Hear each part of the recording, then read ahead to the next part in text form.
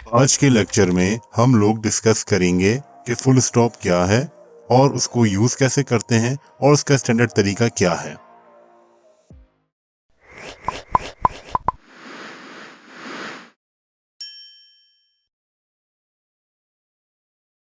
Full stop जो होता है वो एक छोटा सा डॉट होता है जो कि हम लोग जब भी कोई कंप्लीट सेंटेंस हो उसके एंड में हम लोग उसको पुट करते हैं।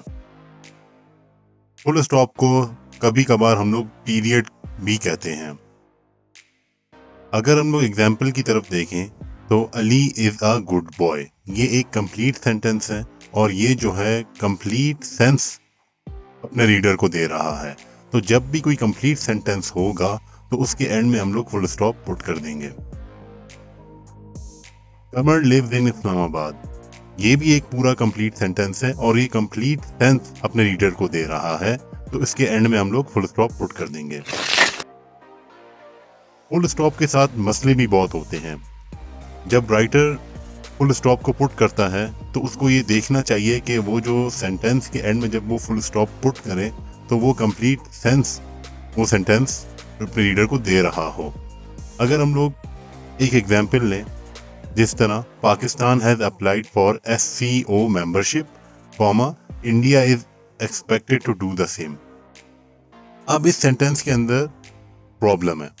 पहली बात तो ये है कि इस सेंटेंस के अंदर दो कंप्लीट सेंटेंसेस हैं जो कि आपस में जुड़े हुए हैं सिर्फ कॉमा के थ्रू। तो पहला जो इसको अगर हम लोग ठीक करके लिखें तो पहला सोल्यूशन ये होगा कि एक सेंटेंस तो ये है Pakistan has applied for SCO membership, ये कंप्लीट सेंटेंस है और कंप्लीट सेंस दे रहा है अपने रीडर को। सेकेंडली जो दूसरा सेंटेंस है वो है India is expected to do the same, ये भी एक कंप्लीट सेंटेंस है और कंप्लीट सेंस दे रहा है अपने रीडर को। तो हम लोग सिंपल फिक्स ये करेंगे कि इन दोनों सेंटेंस को अलग अलग लिखेंगे फुल स्टॉप के साथ, यानी Pakistan has applied for SCO membership full stop, फिर अगला सेकंड सेंटेंस आएगा India is expected to do the same full stop.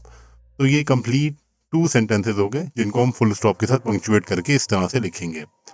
कभी कभार ऐसा भी होता है कि सेंटेंसेस कंप्लीट तो होते हैं और पूरी सेंस भी दे रहे होते हैं लेकिन वो बहुत छोटे होते हैं, तो अगर हम लोग उस जगह पे फुल स्टॉप लगाएं तो वो बहुत ऑकवर्ड लग रहे होते हैं।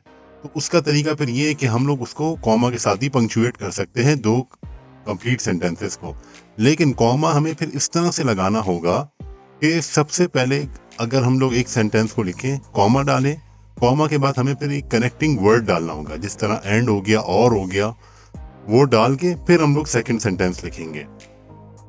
अगर हम इसी एग्जाम्पल को देखें तो वो होता है Pakistan has applied for SCO membership, comma, फिर आ जाएगा एक connecting word and India is expected to do the same. इस तरीके से हम लोग फिर दो कंप्लीट सेंटेंसेस को आपस में कनेक्ट कर सकते हैं। अगर हम लोग अपना जो फुल स्टॉप का जो पंक्चुएशन मार्क है उसकी अगर हम लोग ओवरऑल बात करें तो फुल स्टॉप हमेशा एक कंप्लीट सेंटेंस के एंड में हम लोग लगाएंगे। सेकेंडली अगर दो कंप्लीट सेंटेंसेस छोटे हो और वो अलग अलग फुल स्टॉप के साथ अगर हम लोग लिखें तो वो ऑकवर्ड लग रहे हो, तो हम उन दोनों सेंटेंसेस को कनेक्ट कर सकते हैं with a comma and a suitable connecting word. तो फिर उस तरीके से हम लोग दो कंप्लीट सेंटेंसेस को हम लोग जोड़ सकते हैं।